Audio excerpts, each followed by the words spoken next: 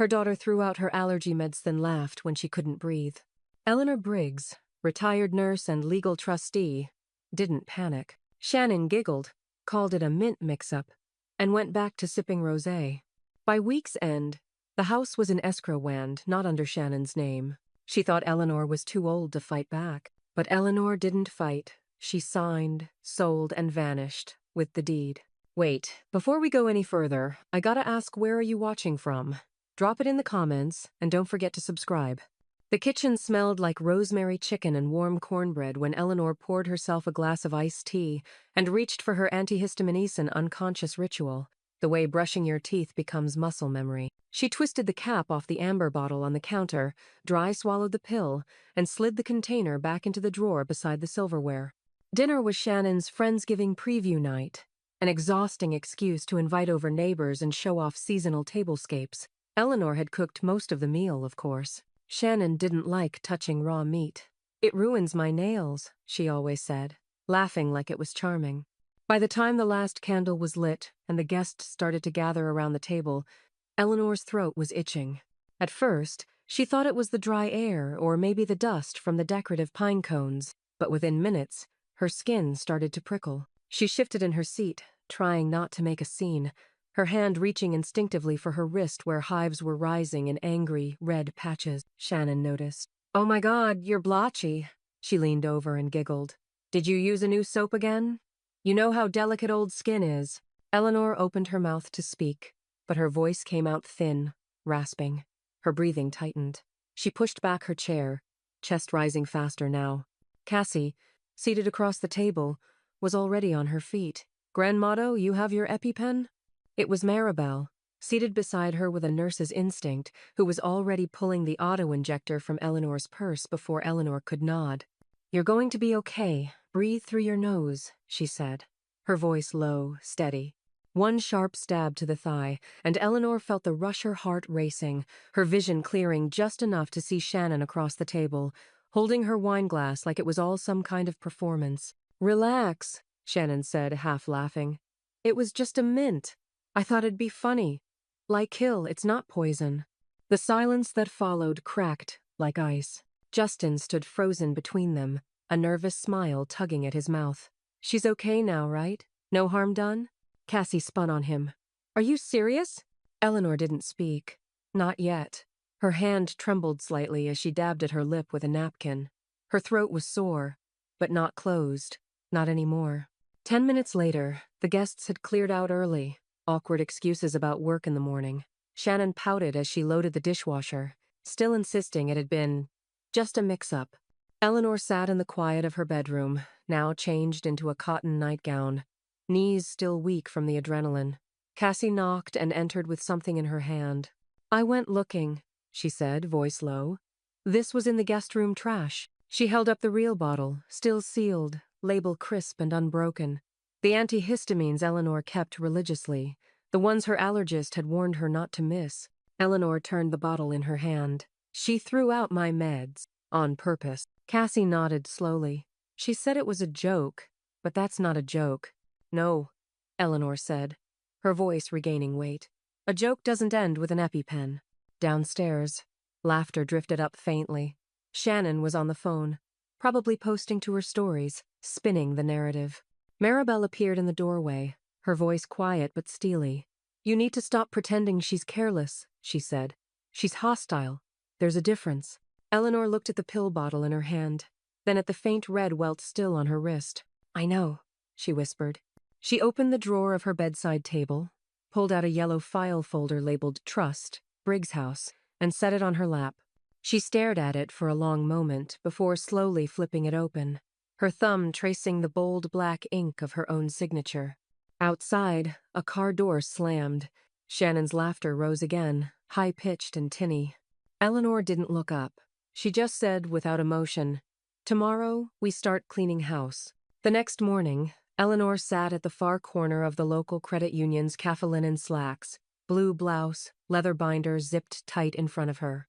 Her lipstick was a shade darker than usual, deliberate. Her tea sat untouched. Across from her, Howard McCann opened a manila folder and slid it toward her like a man used to delivering final decisions. Still under the trust, he said, tapping the document with one thick finger. Titled to Briggs Living Trust. Beneficiaries listed. For now.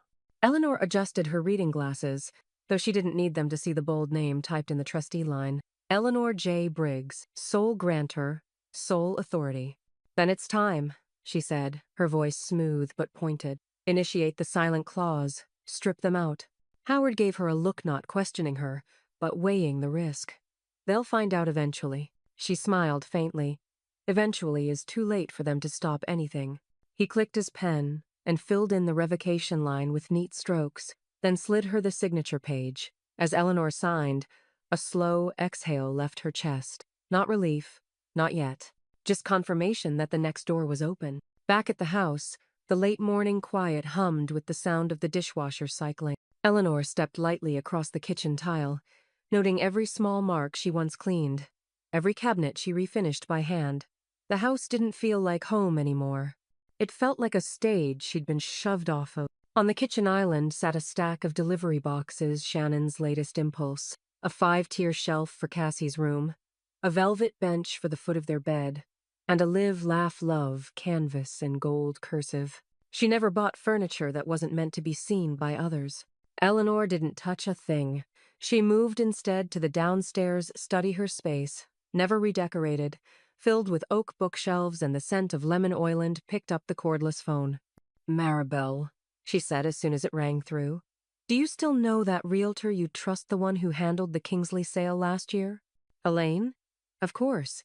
You want me to call her? Not yet, Eleanor said. But soon. I just wanted to know she's still sharp. Maribel didn't ask more than she needed to. She only replied, You always warned them, Elle. They just didn't think you meant it. No, Eleanor said, eyes drifting to the framed photo on the wall, her and Justin at his college graduation, both beaming. They never read what I actually signed. Hours later, with the house empty, Shannon at brunch, Justin at his monthly wellness coaching session, Eleanor met Elaine in the driveway. No for sale signs, no contracts yet. Just interior photography. Elaine carried her camera like a weapon, heels clicking across the flagstone as she stepped inside. You sure you want me to shoot it with their stuff in it? I want it to look lived in, Eleanor replied. Just not by them. They moved room to room. Wide shots of the vaulted ceilings, the hand-laid tile Eleanor had chosen years ago, and the refinished cabinets that Shannon now called hers on Instagram. Eleanor stayed out of frame, watching from doorways, invisible and deliberate. Upstairs, Cassie's door was cracked. Eleanor peeked in bed made, notebooks stacked neatly. No clutter, just soft lavender scent. Eleanor closed it gently. That room wasn't part of the sale. Not yet.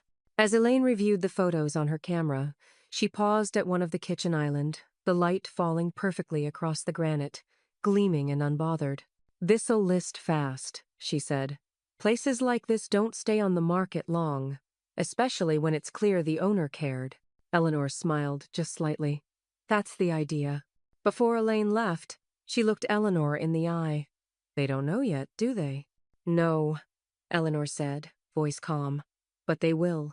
That night, Shannon returned home with a new soy wax candle and 3 shopping bags. She lit the candle on the stove and tossed her keys in the fruit bowl, humming. Justin trailed behind her, phone in hand, complaining about how expensive HVAC repairs were in the summer. Neither of them noticed that the picture frames in the hallway had been rearranged to reduce family photos. Neither of them noticed the faint, fresh scent of real estate staging spray in the living room. Neither of them noticed that every light bulb was now warm-toned, perfect for listing photos. But Cassie did. From the top of the stairs, she stood frozen, watching them as if they were walking into someone else's house. Because they were. The scent of simmering pot roast drifted through the house, slow and savory, Eleanor's recipe, the one Shannon had once mocked as too Depression era.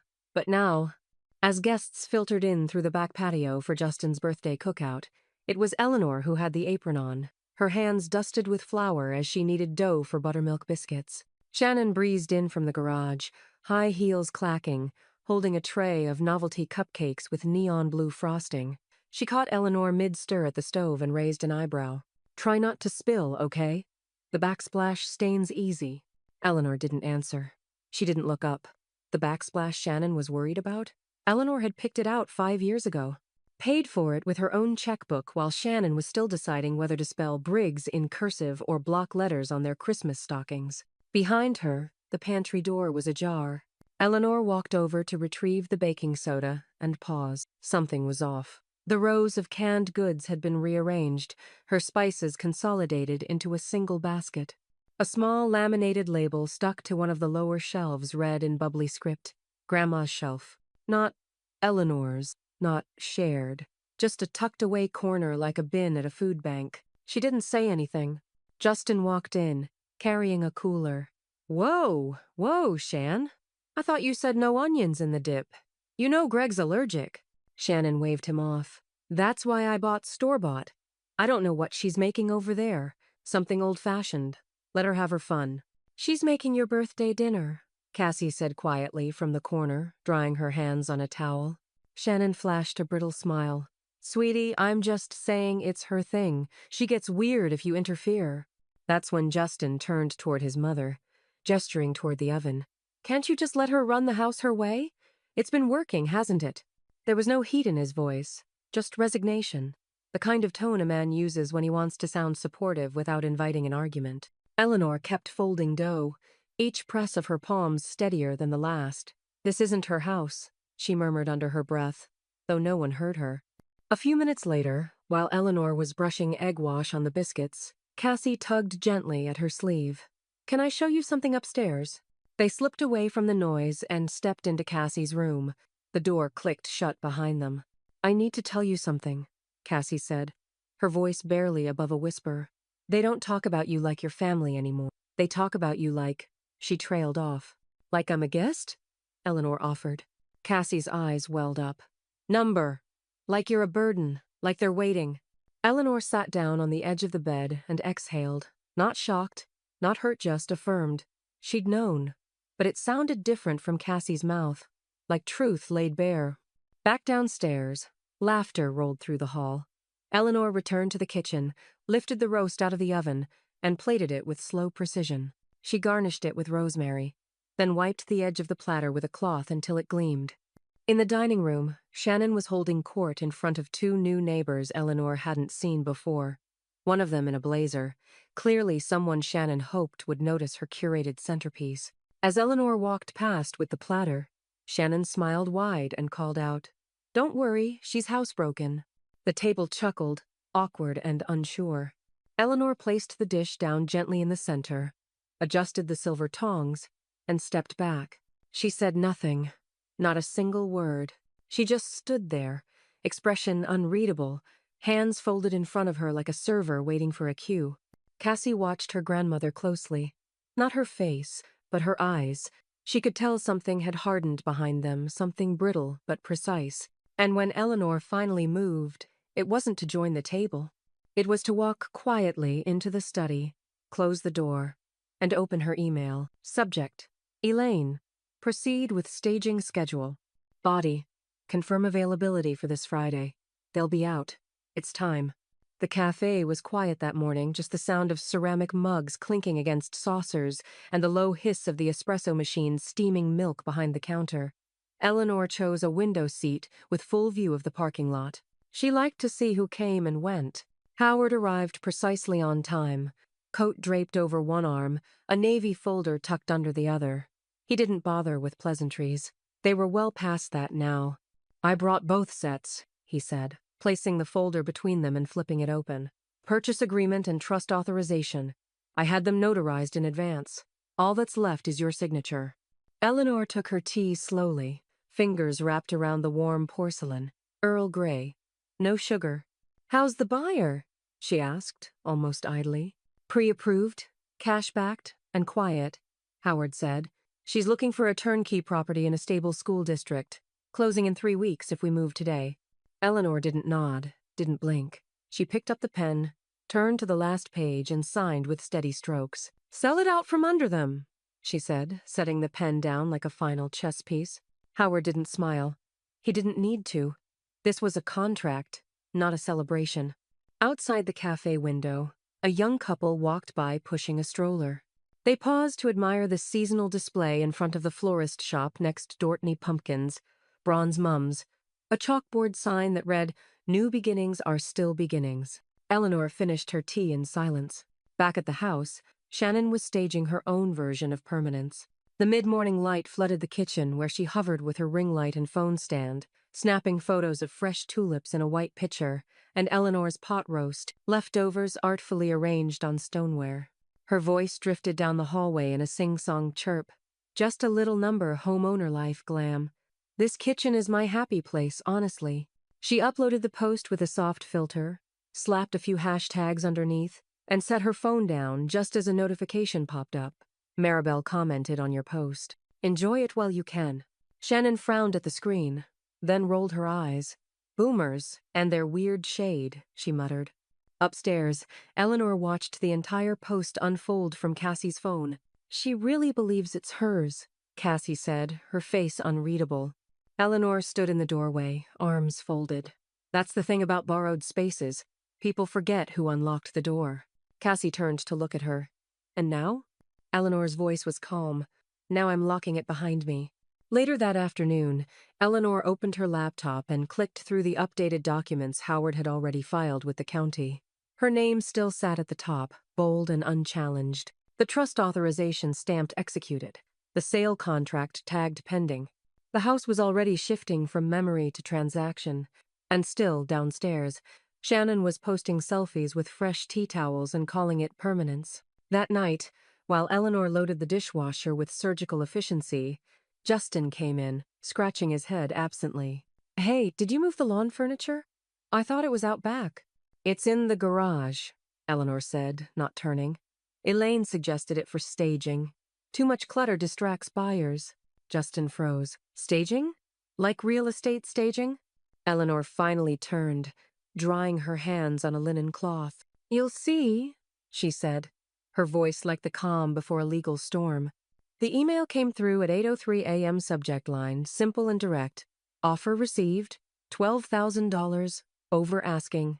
Buyer ready to escrow immediately. Eleanor stood at the kitchen sink when she read it, steam rising from the ceramic mug in her hand. The sunlight caught her silver hair just so, catching strands like wire. She didn't smile. She didn't blink. She just stared at the screen for a moment longer, then tapped the reply button. Proceed. Accept. Lock it in. EJB. From the dining room, Shannon's voice chirped through the floor plan like a wine-fueled wind chime. She was FaceTiming a friend. Vivian, maybe, the one with the fake tan and the real estate license she never used. No, we're thinking sage green for the lower cabinets, like a rustic modern vibe. I saw this whole thing on Pinterest with matte brass pulls. We'll just use some of Grandma's money to do it right. I mean, she owes us for everything she's put us through. Cassie, who had been stacking dishes in the side hutch, stilled. She turned toward the voice with a slow, deliberate glance. Shannon laughed on the call. Justin says the backsplash has to go. But I'm like, honey, you don't even know what a backsplash is. Cassie slipped out the side door. Upstairs, Eleanor was already packing. Not boxes, just essentials. A suitcase open on the bed. Her soft sweaters neatly folded. Toothbrush case laid out like a hotel setup. Maribel had texted that her guest suite was prepped and ready. You'll be more comfortable here while the chaos unfolds. Doors always open. Eleanor zipped the suitcase halfway, then paused at her vanity, adjusting a pearl earring. In the mirror, she saw her room the way someone else might. Tidy, lived in, untouched by pretense. Not sentimental, not cluttered, ready. From the hallway, she heard Shannon again, this time on speakerphone, closer. She'll be gone soon anyway, she was saying. One fall and it's hospice. Maybe sooner if she keeps refusing her pills. Honestly, it's cruel to keep her here. She doesn't even use the kitchen anymore. Eleanor stood just inside the bedroom door, hidden from view, arms crossed. She didn't flinch, not even a blink. Justin mumbled something in the background. Eleanor couldn't make out the words, only the tone soft, useless. She waited until the conversation ended, then closed her suitcase and clicked the latch. That afternoon, Howard's second email arrived. Escrow opened, confirmation attached, possession date locked. Eleanor printed it. She slid the page into the yellow folder marked Briggs Trust and tucked it under her arm. Then she descended the stairs and moved into the study, where Cassie was waiting with a notebook open on her lap. "Is it done?" Cassie asked. Eleanor handed her the printed email. Cassie read it, eyes wide. "They don't even know." "They don't need to," Eleanor said. "Not yet." From the other room, Shannon shouted, "Who left the dishwasher open? I almost broke my foot." Cassie rolled her eyes. "She acts like she owns the place." Eleanor looked toward the kitchen archway, her voice dry. "She's about to find out she doesn't." That evening, Shannon staged a wine and cheese board in the backyard for content. Justin grilled steaks. Cassie stayed mostly silent, watching from a swing bench as her mother recorded slow-motion shots of melted brie oozing on rustic crackers. "I just love this house," Shannon said to her phone. "It's where we're building our future." Cassie stared across the yard at Eleanor, who sat with a book, seemingly absorbed in a passage. But every few seconds, her finger tapped the edge of a manila envelope resting beneath the cushion beside her. It wasn't just a house anymore. It was leverage. Major twist number 1. The house has entered escrow, officially sold. Eleanor holds the deed. The buyer holds the contract. And Shannon is planning renovations in a home that's already being taken from under her feet. It began with a knock Eleanor had been expecting. Elaine stood at the door in pressed slacks and low heels, clipboard in hand, flanked by a soft-spoken woman in her 30s with tortoiseshell glasses and a messenger bag slung over her shoulder. "Inspection day," Elaine said simply, keeping her voice low. Eleanor nodded once. "We've got about 90 minutes. Inside, Shannon was pacing in the kitchen, waving her phone like a wand. "I called the warranty company. They said the fridge still qualifies for a compressor upgrade. We just need to schedule wait. Is that them already?" Elaine and the inspector entered from the side door, walking in as if they belonged, which legally they now partially did. Eleanor stepped forward before Shannon could reach them. "Could you do me a favor?" Eleanor said, pulling her coat off the hook by the garage door. "Pick up lunch from Casa Verde. Your spinach wrap thing. I'll Venmo you." Shannon blinked. "No? I'd do it myself, but I've got a migraine coming on, and Cassie's at school." Shannon hesitated, suspicion flickering behind her mascaraed eyes. Eleanor added, "Take my car. It's already warmed up." The keys landed in Shannon's palm with a light clink. "Fine, but I'm using the aux cable this time. Your jazz station gives me anxiety."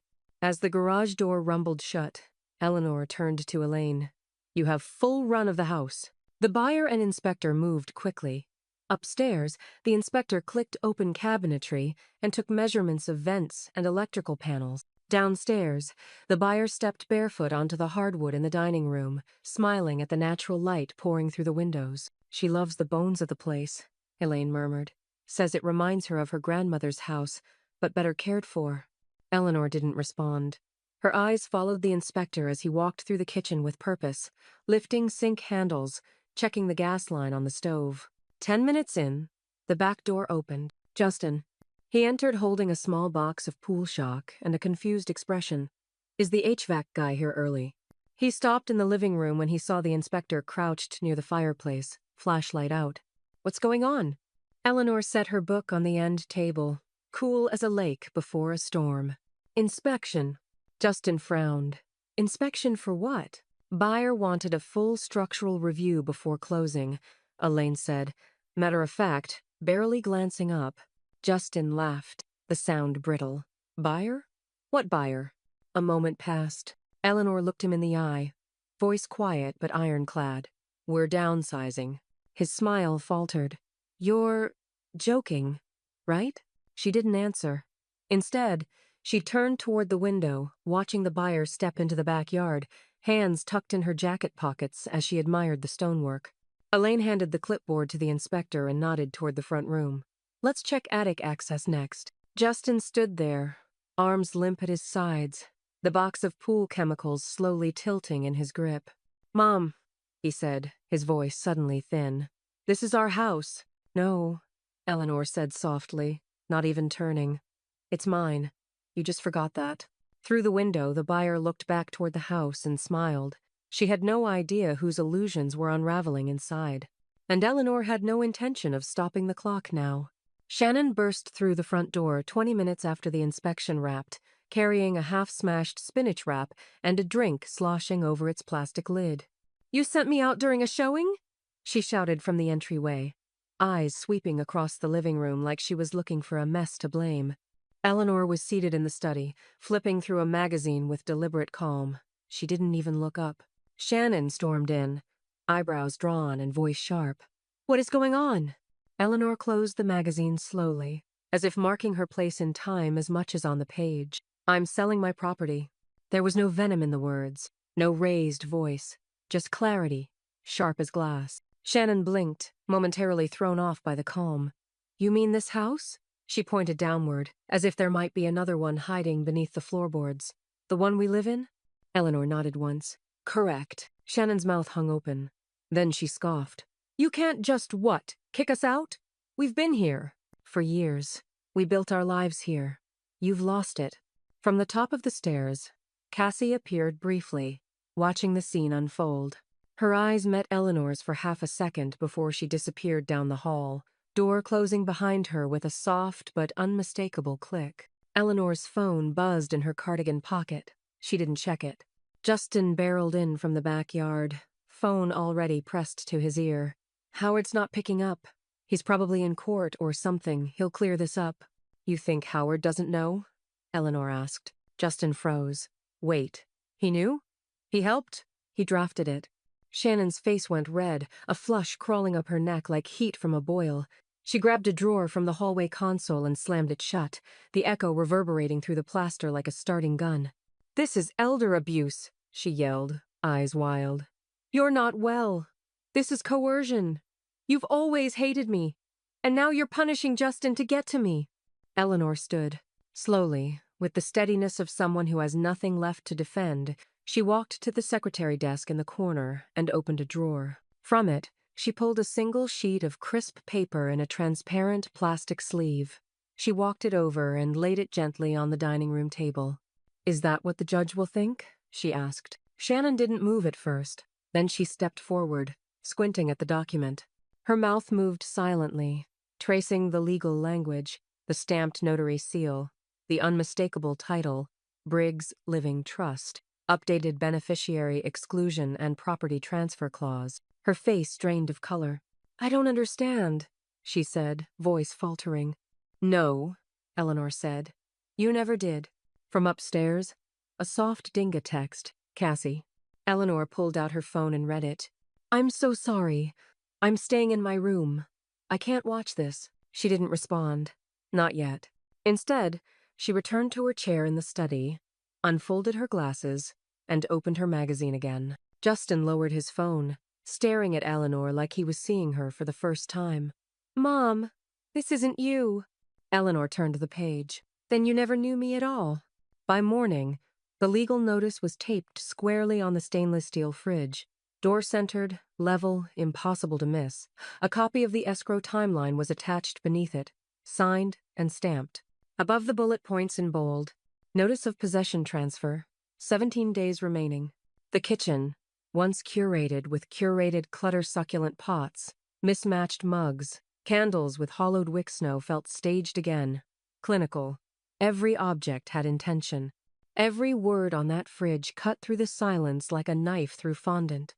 Justin stood in front of the notice, eyes scanning the paper again, as if reading it slower would make it kinder. His voice cracked when he finally spoke. "Where are we supposed to go?" Eleanor didn't look up from the table, where she was quietly folding dish towels into a cardboard box. "I suggest," she said evenly, "you start with somewhere you pay for." Justin winced like he'd been slapped. "You know, we can't afford rent around here. We thought this was permanent." Eleanor folded another towel, the gesture precise, almost reverent. "That was your first mistake. Assuming what isn't yours is permanent." The front door opened. Maribel entered, arms full of flattened moving boxes, her face set in a look that warned, "Don't try me today." "I brought the wardrobe ones too," she said, setting them down beside the pantry. "Easier for bulkier items." Shannon appeared from around the corner like she'd been waiting for a cue. "Oh, you brought reinforcements," she sneered. "How poetic." Maribel didn't flinch. "Number I brought the consequences." Shannon crossed her arms. You always did love playing the part of loyal sidekick. Guess it pays better than dignity. Maribel stepped closer. You think dignity is clinging to a house you never owned. I'm here because Eleanor asked. You don't ask anyone.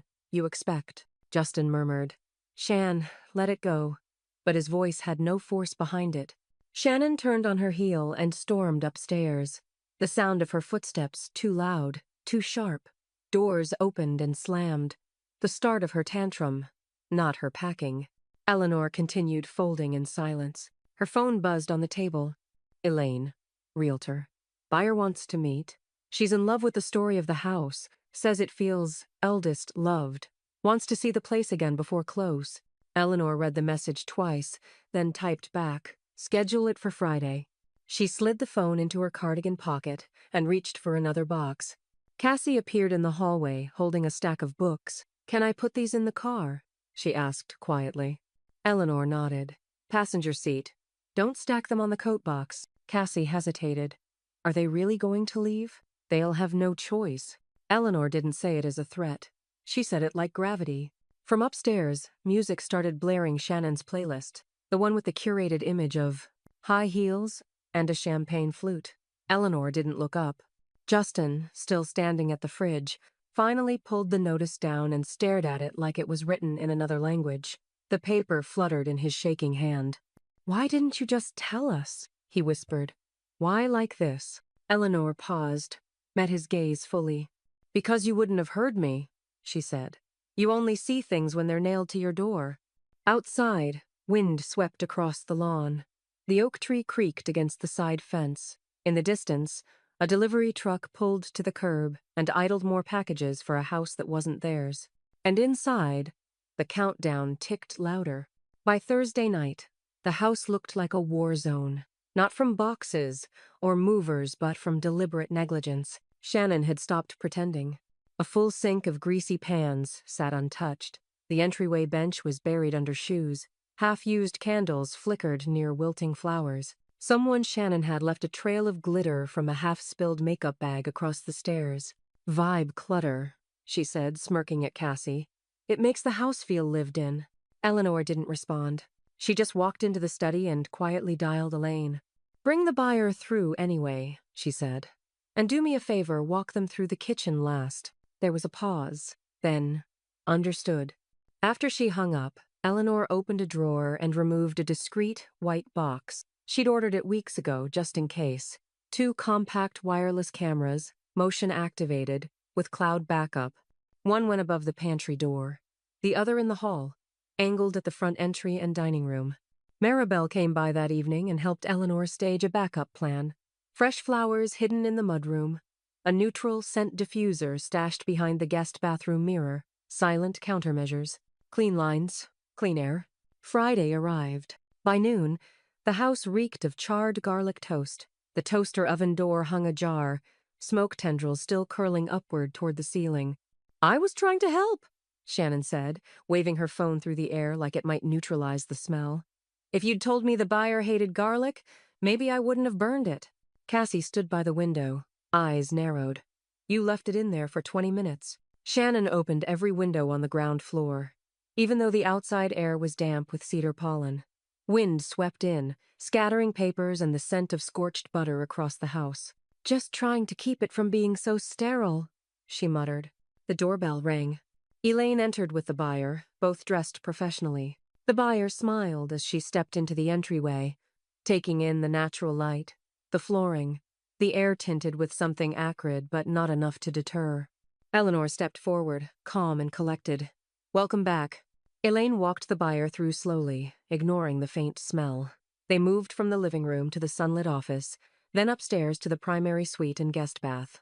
Eleanor watched them climb the stairs, then turned to find Shannon lurking near the dining room, arms crossed. You can open windows, Eleanor said, but it doesn't clear what's already stuck to the walls. Shannon glared. You mean the smell?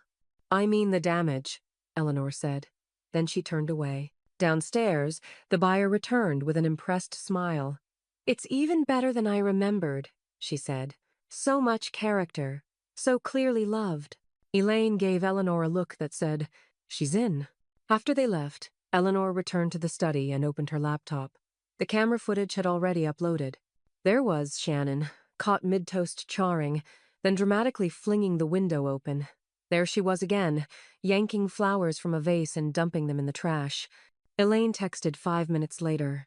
Buyer's ready to close early. Wants to be in before school starts. We can move up the timeline if you want. Howard called that evening. I reviewed the footage Elaine sent me. You want to sue for interference or obstruction? Eleanor stared out the window where Shannon's pink flamingo garden stake still pierced the mulch like a cheap insult. No, she said, voice steady. I don't want to fight. I want them gone. Howard's voice was low. Then we'll accelerate. I'll prepare the revised close. Eleanor looked over at Cassie, curled up on the couch with a book, earphones in. How soon can it be done? 7 days, Howard said. If the buyer's willing. She is. Eleanor hung up. Outside, Shannon and Justin were dragging patio cushions in from the rain, bickering quietly. Shannon kicked a planter in frustration. Justin said nothing. They had no idea they'd just lost a week they didn't have. The contract closed electronically at 2:46 p.m. on a Tuesday. Eleanor sat in Maribel's guest room, legs crossed, laptop propped neatly on the bed tray. She clicked the final signature field and watched the screen refresh. Transaction complete. Possession transfer in 5 days. No champagne, no ceremony, just silence, broken only by the soft hum of a ceiling fan and the hollow thud of her pulse in her ears. A different kind of victory earned with restraint, not noise. Meanwhile, back at the house, Shannon was uploading photos of the backyard roses. The caption read, Summer's last bloom, feeling so lucky to have landed in our forever home. Number roots run deep, number grateful heart. Eleanor saw the post 5 minutes after it went live. She didn't bother to screenshot it. She didn't need to. That afternoon, Justin stood in the garage, scrolling quietly through rental listings on his phone, thumb hovering over one in Round Rock that allowed dogs and offered 2 free months for qualified tenants. He hadn't shown it to Shannon. Not yet. Instead, he sent a link to his own email with the subject line, Plan B. Inside, Cassie was folding laundry in the corner of her room, earbuds half in. The energy in the house had turned metallic, tight and buzzing like the pause before a thunderclap. She kept catching herself holding her breath. She knocked gently on Eleanor's door before dinner. Can I come with you? She asked. After the move? Eleanor was brushing her hair. She paused and turned to face her granddaughter in the mirror. I mean, visit, Cassie added quickly, her voice small. I just don't want you to cut me off, too. Eleanor set the brush down and turned. I'm not cutting you off, she said. I'm cutting you loose, Cassie blinked. What does that mean? It means, Eleanor said, voice soft but firm. You won't have to tiptoe around me anymore. You'll be able to find me without going through them. Cassie looked at the floor and nodded. Tears threatening but not falling. Eleanor stood and gently touched her shoulder. I'll always answer when it's you. Downstairs, Shannon reheated leftovers in the microwave like it was a normal night. She talked loudly to no one in particular about Trader Joe's discontinuing her favorite balsamic glaze. Justin pretended to listen. His thumb hovered over another rental listing. Outside, a large white truck rolled down the street, slowing as it reached their house. Cassie glanced out the front window. Is that? Eleanor nodded once. Staging pickup. They're coming for the buyer's furniture drop-off next. Should we tell them? Cassie whispered. They'll know soon enough. As the truck idled in front of the house, a neighbor paused mid-dog walk, curious. Maribel waved from her porch, like she'd been expecting it.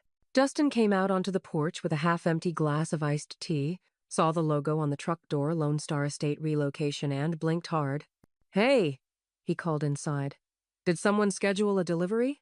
No answer. He looked down at his phone again. This time, he opened the rental listing and started typing out an inquiry. Inside, Eleanor walked to the front door, locked it gently, and pulled the shades closed. Dinner was roast chicken and wilted spinach, the last full meal Eleanor would ever cook in that house. She moved quietly through the kitchen, plating everything with clinical neatness. No garnish, no candles, no jazz playing in the background, just the clink of ceramic, the scrape of silverware. The table was already set by the time Shannon wandered in barefoot, Phone in one hand, glass of Merlot in the other. She didn't acknowledge the food or the effort. She sat down hard in her chair and opened Instagram like it was a lifeline. Eleanor served without ceremony. Justin took his seat with a visible stiffness, like he knew something was coming but hoped staying neutral might spare him. Cassie sat at the end of the table, her gaze low, her fork untouched. The silence stretched, until Shannon snapped. "You're ruining our lives!" Her voice cut through the quiet like shattering glass. She slammed her wine glass on the table, not enough to break it, but enough to spill. Eleanor took a bite of spinach, didn't look up, didn't speak. "You don't even care, do you?" Shannon hissed. "You're just eating like none of this is real. Like we didn't build something here. Like this isn't our home." Still no reply. Justin cleared his throat, tried to soften the edges. "Mom, there has to be another way. Something that lets everyone stay. We can make this work." Eleanor's fork clinked gently against her plate as she cut a piece of chicken. "Where was this?" she said calmly. "When I needed you." Justin opened his mouth. Nothing came out. Cassie finally looked up. "You told her she was replaceable." The room froze. Shannon blinked. "What did you just say?" "You told your friend on speakerphone. That one fall, and she'd be in hospice. I was in the hallway." Cassie's voice didn't rise, but it didn't shake either. "You called her disposable, like old furniture." Eleanor didn't stop eating. She didn't have to. Shannon stood abruptly, chair screeching against the floor. "You ungrateful little." She grabbed her wine glass and hurled it. It missed Eleanor by 2 feet, hit the wall, and exploded in a fan of red and glass. The splash landed on a framed watercolor Eleanor had painted decades ago. Eleanor looked up for the first time all night. She dabbed the corner of her mouth with a napkin. "Now that's a joke." The words dropped like a match in gasoline. Shannon stormed out of the room, footsteps echoing up the stairs like drumbeats. A door slammed seconds later, followed by another. Justin sat there, stunned, hands slack in his lap. Eleanor pushed back her chair, stood, and walked to the study. Her phone buzzed. "Elaine, realtor. Code has been changed. Final lock transfer in 48 hours. Title fully processed." Eleanor replied with one word. "Received." She turned off the dining room light and left the mess for them to clean. They had 48 hours left in a house that no longer recognized them. And now, it knew who its owner really was. Eleanor left just after dawn.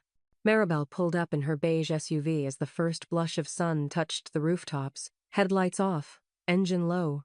She didn't have to knock Eleanor.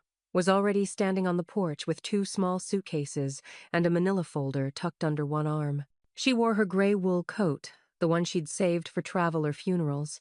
This was, in some ways, both.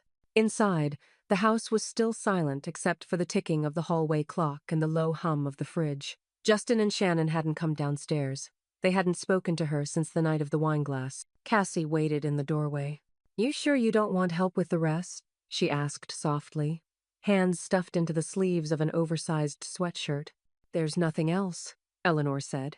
They stood there for a moment, neither reaching for the other yet. Then Cassie stepped forward, arms wrapping tightly around her grandmother. "I wish I'd lived with you instead," she whispered into Eleanor's shoulder. "All along." Eleanor held her close, not with hesitation, but with the calm of someone who had already let go of what needed leaving. "You still can," she murmured. Cassie pulled back slightly, eyes rimmed red. "You mean it?" Eleanor looked her in the eye. "I'll have space and rules, but I won't make you apologize for being loyal." Maribel emerged from the car, opened the trunk, and began arranging boxes. Nothing frantic, just efficient, practiced motion. Eleanor handed Cassie an envelope. "Don't open it here." Cassie nodded, tucking it into her pocket. From an upstairs window, Shannon watched with narrowed eyes, a coffee mug in hand. Her hair was still pinned from sleep, face bare, phone clutched tightly but unused. Behind her, Justin sat at the edge of their bed, laptop open to a rental application screen, half-filled and blinking. Down below, Eleanor stepped off the porch for the last time. She didn't glance back. As Maribel closed the trunk, she gave a nod, part confirmation, part salute. "Ready?" she asked. "Let's go."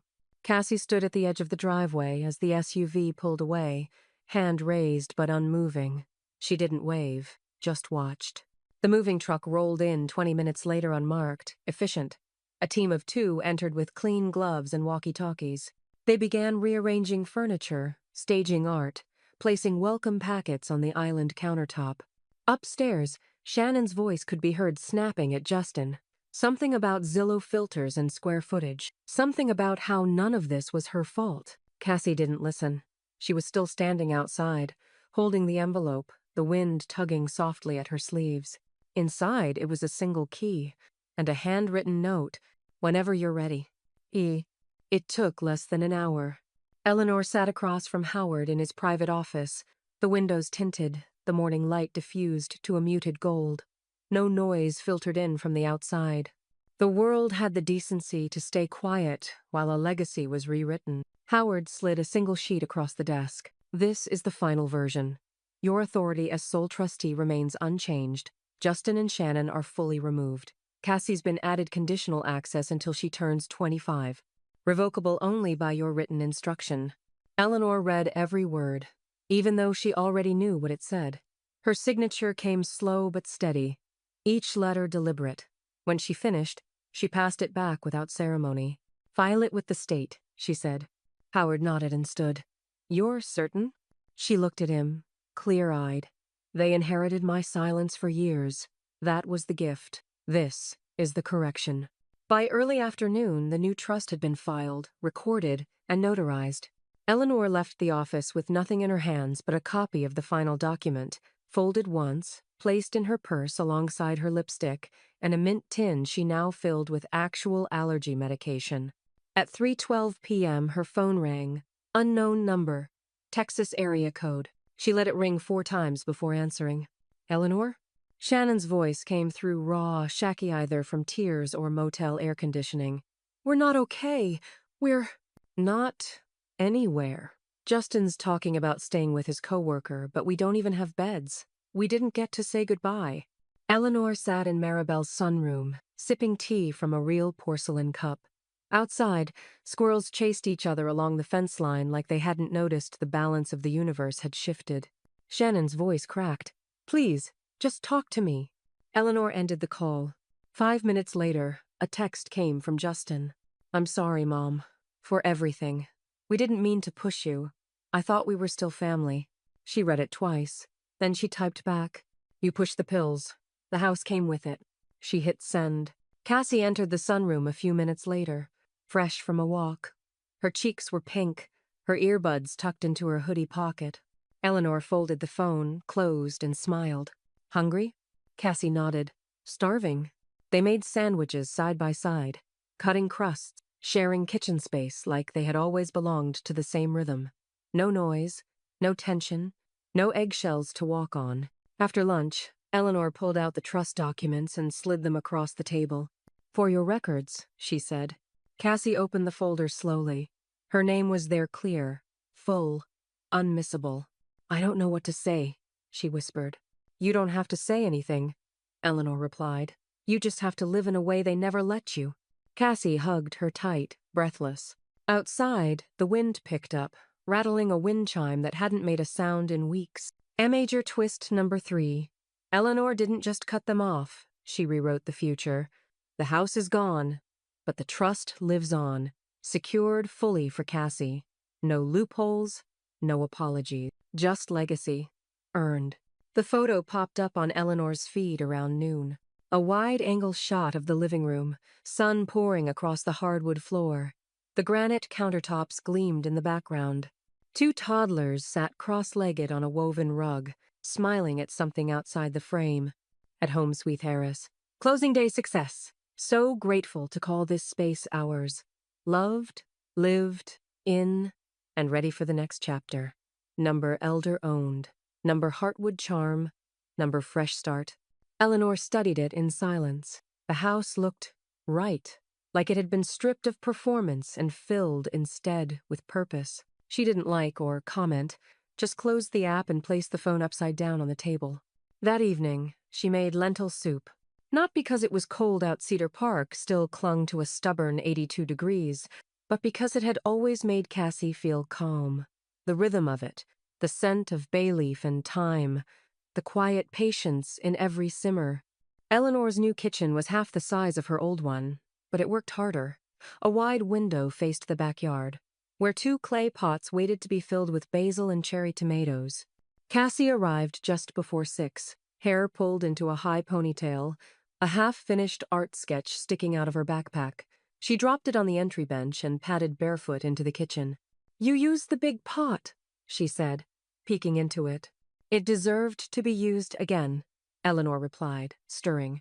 Cassie pulled open the drawers and began setting the table without asking where anything was, as if she'd always known.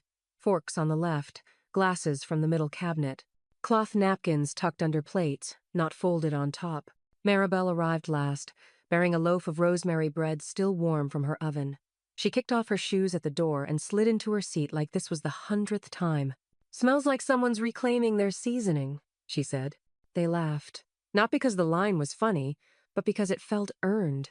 As they sat, Maribel raised her glass of iced tea. "To replacing what doesn't serve you." Eleanor met her gaze, and seasoning with memory. They clinked glasses. Dinner passed with conversation that drifted from weather to music to the best brands of olive oil. No accusations, no surveillance, just space open and breathable. Cassie reached for a second slice of bread. "You know," she said, "it feels like this kitchen has always been here, like it waited for you." Eleanor smiled. "Maybe it did." After the table was cleared and the dishes were rinsed, Eleanor stood alone for a moment, wiping down the counters in small, circular motions. Not out of habit, out of care. She reached into the top drawer and pulled out a manila envelope. A second copy of the trust documents. She placed it behind the recipe box, next to a labeled folder marked Cassie. Letters to open later.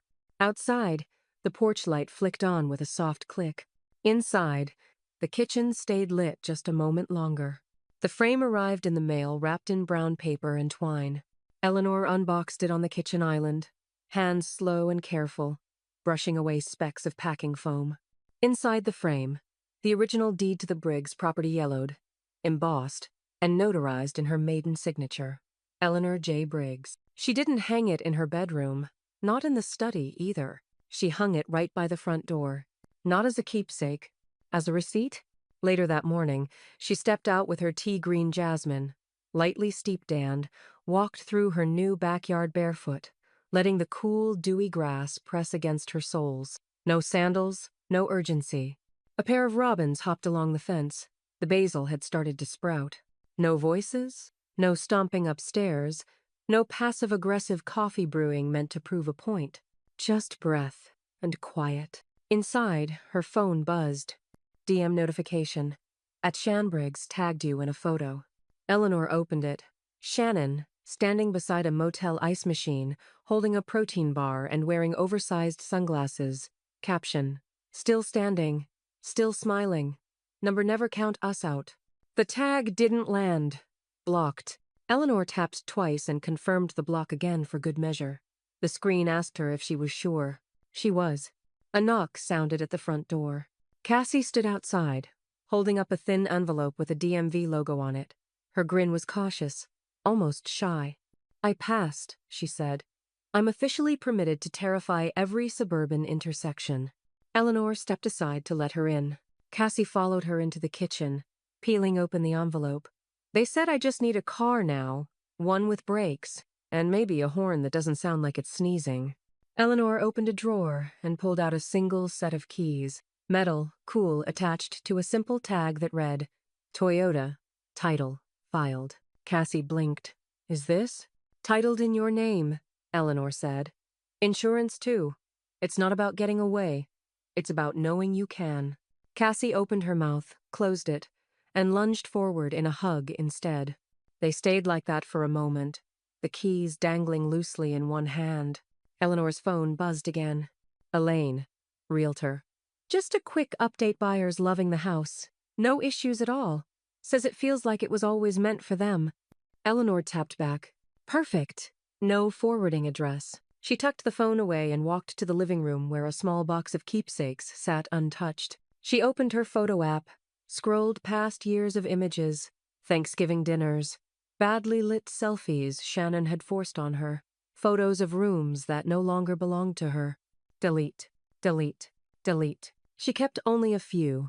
A picture of Cassie at age 10 with frosting on her nose, a snapshot of Maribel asleep on a lawn chair holding a crossword, and one of Eleanor herself standing on the porch of her new house in the morning light, holding a cup of tea and not smiling but peaceful. Cassie called from the driveway. "Should I back it in or just loop the cul-de-sac?" "Loop it," Eleanor called back. "Let the car stretch its legs." Cassie waved and started the engine. Eleanor leaned against the doorframe, arms folded, letting the breeze slip through the screen. Her eyes landed once more on the framed deed beside Herseland, immovable. She took a slow sip of tea, held it for a moment, then whispered to herself, just loud enough to hear. She replaced my medicine. I replaced her address permanently.